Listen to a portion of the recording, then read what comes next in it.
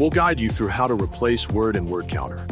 If you find this helpful, don't forget to like and subscribe. To begin this tutorial, open your computer and wait until it finishes starting up so the desktop or main screen is fully visible and ready to use. Click Search in the bottom left corner of the screen to open the search field where applications and files can be found quickly. Then, type Google Chrome in the field provided and wait for the application to appear in the search results list. Click Open in Google Chrome to open it, and allow the browser to launch completely before moving on.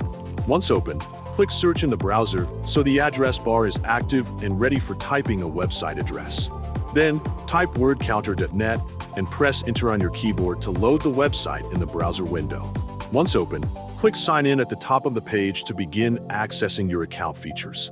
Enter your email and password carefully in the required fields. Then click Login to log in and wait for the account dashboard to load. Next, click More at the top of the page, then select buttons at the top to access additional editing tools and options. Click the Find and Replace toggle to activate it, and make sure the feature is turned on properly. Once activated, click Done in the bottom right corner to confirm your selection and close the Options panel. Paste the text in the field provided so the content you want to edit appears clearly in the workspace. Click Find and Replace at the top to open the text replacement panel and prepare it for input. Then, type the text you want to replace in the search text field so the system knows what to look for.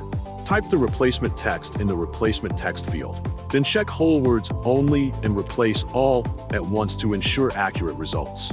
Click Find and Replace to replace the text, and once finished, the text will be replaced automatically throughout the document. Review the updated content briefly to confirm all changes were applied correctly and save or copy the final text for future use as needed before closing the browser.